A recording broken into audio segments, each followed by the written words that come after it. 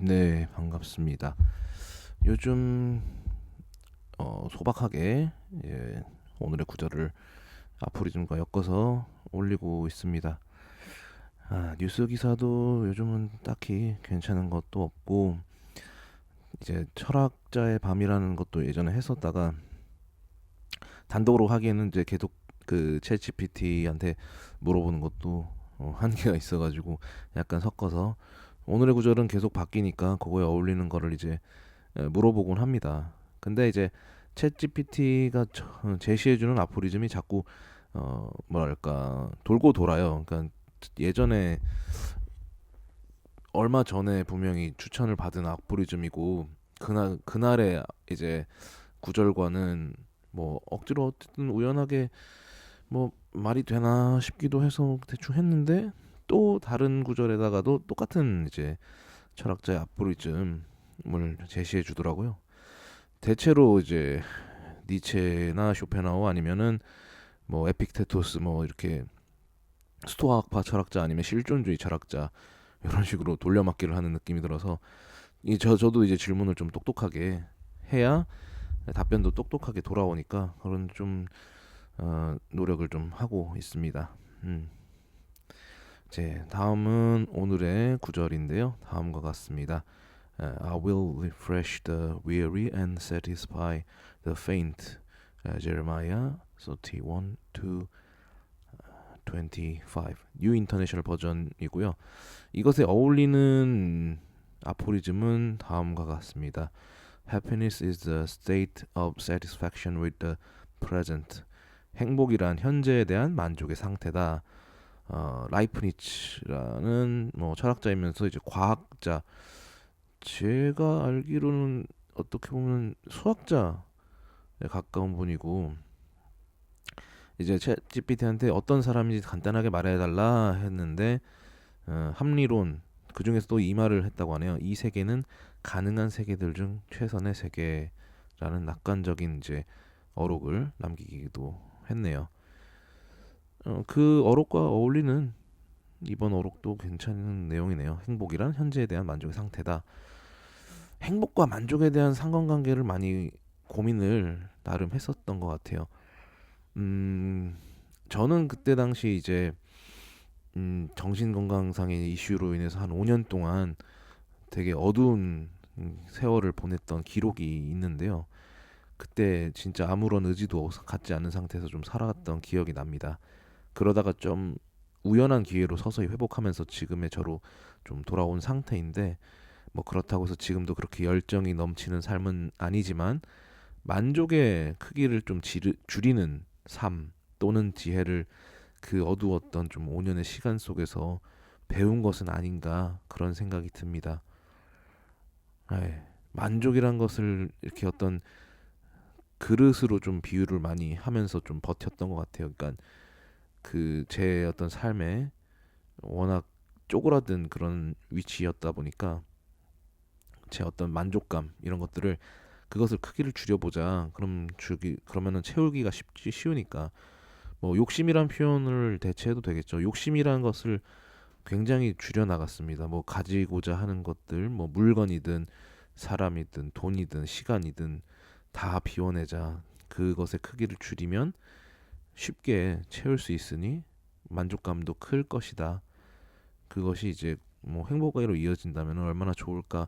여기까지 다다르진 못했지만 이제 오늘 아포리즘을 보고 좀 느끼는 바가 있었습니다.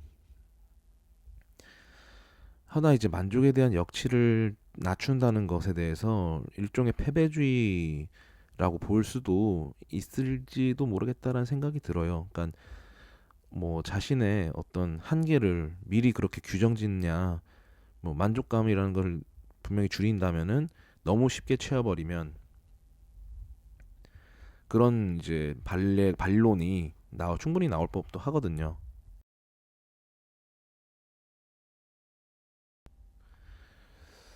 허나 저는 개인적으로 좀 자기 객관화가 필요하다는 생각도 들어요. 뭐 좀 속되게 말하자면 주제 파악을 할 줄도 알아야 된다는 생각이 듭니다. 저는 개인적으로 학습된 무기력인 상태에서 겨우 탈출한 입장이었습니다. 물론 꼭 그게 정신건강상의 이슈를 핑계 삼고 싶지는 않아요. 어쨌든 실패를 한 건 저의 개인적인 원인이 컸기 때문에 저도 살아남아야 되니까 저도 만족감을 줄이는 범위 안에서 좀 발버둥 쳐보자. 뭐 요즘 하는 거를 예를 들자면 뭐 시간이 되면은 교육봉사 뭐 교육 무급으로든 어떤 실습하는 거죠. 뭐 그런 것도 해보고 끝나면 운동도 가고 또 간단한 소일거리로 하다못해 놀면 안 되니까 공공근로도 하자. 이런 활동들이 누군가 보기에는 너무나 쉬워 보이기도 하고 그거밖에 안 하고 사냐 이런 생각을 할 수도 있고 충분히 그럴 만한 활동이라고 봐요. 누군가는 풀타임 잡을 해서 끝나면은 학원도 다니고 외국어도 공부하고 또 그 남은 짜투리 시간에 새벽에 뭐 러닝을 뛴다든지 아니면 야간에 헬스장을 간다든지 이런 활동을 하니까 충분히 저보다도 넘치는 에너제틱한 삶을 사는 사람도 있기 때문에 그런 사람들의 어떤 만족감도 있을 수 있고 그게 또 행복인 경우도 있고 저는 줄여고 줄이고 줄여서 또 행복감을 찾는 거죠. 이마저도 저는 꾸준히 하기를 기대할 따름입니다. 꾸준함이라는 것은 결국 사소한 것들, 지금 아까 제시했던 되게 사소한 것들 하나하나를 거창하진 않지만 일종의 하나의 의식, 의례처럼 막 리추얼이라고 하자면 약간 경건하게 내가 그것들을 수행하기 시작하는 거죠. 뭔가 압박감을 느껴서 이건 꼭 해야 돼 이런 느낌이라기보다는 해야지 하자 크게 고민하지 않고 해 나가는 그런 약간 마력 같은 게 좀 느껴질 때도 있어요. 이것을 내가 그래도 기꺼이 하는 이유는 이렇게 움직이게 만들어주는 이유는 대체로 좀 사소하기 때문에 하는 것 같아요. 사소하다는 표현이 조금 단어가 좀 어감이 좀 별로일 수는 있겠지만 그만큼 소박하고 좀 사소하게 시작해서 그거를 꾸준히 좀 스테디하게 진행하는 것이 좋지 않나. 왜냐면은 너무 이제 거창하고 뭔가 원대하게 이뤄나가려고 하면 오래 가기가 좀 힘들더라고요. 저도 뭐 이를테면 이제 제가 킥복싱에 관심이 원래 복싱에 관심이 있다 보니까 킥복싱 시작해서 이거 재밌으니까 이제 그래플링도 배워서 좀 다양하게 해보자. 약간 거창해지는 그런 좀 사람이 그런 게 있지 않습니까? 근데 지금은 그냥 가볍게 사실 너무 너무 가벼워지긴 했지만 그래플링은커녕 그냥 기본기라도 지금 제가 이제 손에 부상이 계속 있다 보니까 가볍게 이렇게 기본기만이라도 충실하게 하자 이런 마음으로 바뀌었고 봉사는 조금 차치하더라도 뭐 일 같은 경우도 바로 시작할 수 있었지만 중간에 이제 4시간짜리 일을 하면서 조금 주의를 해보자. 왜냐하면 저는 이제 개인적으로는 어떤 이슈가 있으니까 건강 이슈가 있으니까 이것도 마음을 이제 독하게 먹고 바로 일을 시작하고 다른 일을 또 꾸준히 해서 어쨌든 만회해보자 이런 마음을 가질 수도 있고 충분히 할 수도 있지만 꾸준하게 소박하게 만족감을 좀 크기를 줄여나가는 욕심이나 만족의 크기를 좀 줄여나가는 역치를 좀 낮추는 쪽으로 해서 꾸준함을 좀 얻어내자고 마음을 먹으니까 어쨌든 결과나 성과가 작년에는 좋았어요. 작년에 물론 올해까지 생각하면은 좀 안 되겠지만 꾸준하게 책도 좀 독서도 했고 꾸준하게 글도 쓰고 꾸준하게 유튜브도 하고 그러니까 재밌어요 이런 것들이. 사실 완전히 뭐 보상이라는 것만 생각하면은 할 수 없는 일들인데 보상이라는 건 결국 자기 자신한테 주는 게 제일 최고죠. 누가 알아주길 바라는 건 물론 알아주면 너무나도 좋고 너무나 행운이구나 생각이 들지.